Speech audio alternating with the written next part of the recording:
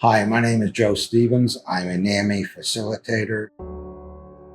My ex-wife is bipolar, and my current wife lives with severe anxiety and also depression. And I didn't know anything about NAMI or about mental illness until I joined NAMI 15 years ago. My wife had come down with her depression and her anxiety, and I didn't know where to go. And her daughter in Brooklyn sent me a text saying that St. Brendan's had a group called NAMI that you might want to attend. And I went to the first meeting. I told them that my wife had high anxiety, and they said, "Do you know what that is?" And I said, "No." And they said, "Well, are you afraid of heights?" And I said, "Yeah, I'm afraid of heights." He said, "Imagine you're looking straight down on the edge of a cliff. That rush you feel, your wife feels it 24/7 and can't turn it off." And that opened my eyes. The kind of three pillars of NAMI are education, support, and advocacy. Either they're experiencing mental illness or have loved ones or anyone else that they kind of want to help just get that perspective from the other side of things. I had an individual that came to my group. He talked about how he was very successful as an actuary, had millions of dollars, and he blew it all. He wound up living in a deserted cabin on a wood floor. I didn't know that night, but that night he was suicidal. He was thinking of taking his life. That night changed his whole life for him, he said. He now says, "I saved his life." And to have someone tell you that, that's the biggest compliment anybody can give you. He didn't take his life that night. He's gone to NAMI. He was going to my group religiously for about 2-3 years.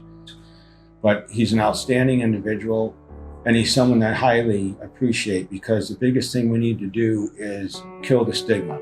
Because it's a physical illness. It's nothing to be ashamed of. You didn't will it on yourself. All you do, you need help like everyone else does. If they're diagnosed with mental illness, they just isolate. Depression and isolation, it can kind of compound on itself.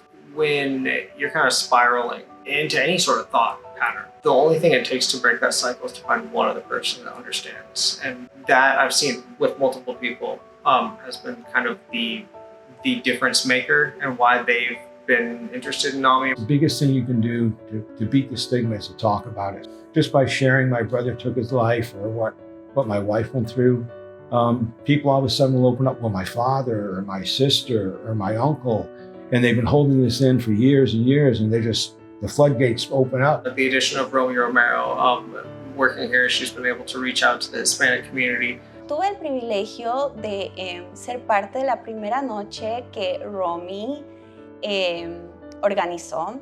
Fue una experiencia inolvidable que realmente yo creo que ha sido uno de los highlights hasta ahora en mi rol como médico. Pude tener y hablar con mujeres de la depresión postparto.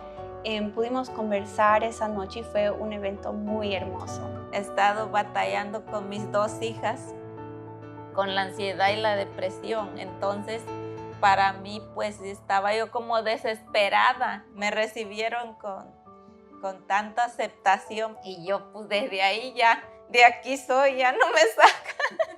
NAMI wouldn't exist without the volunteers. There are eyes, our ears, our hands, our feet, our hearts out there with the people.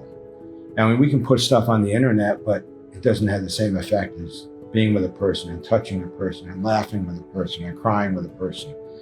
They're the face of NAMI.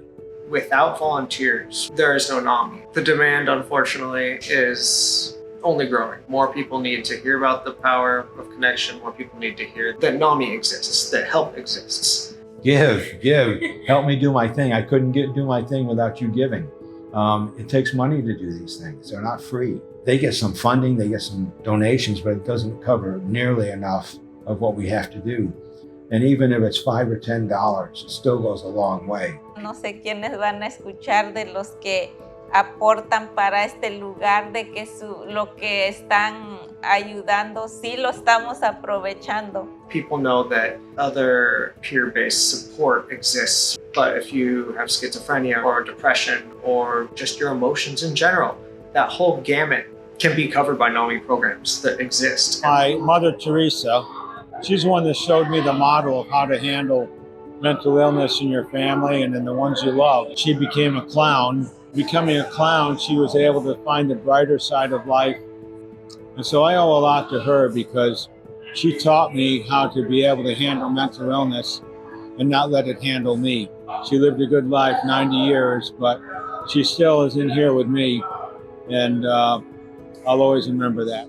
NAMI Eastside means to me community and connection. A positive organization to belong to. Welcoming space for all, place where folks who are just learning about mental health can find support, never having to be alone in your search for support or in your mental health journey. All right. Oh, NAMI means connection. NAMI Eastside means hope. Hope.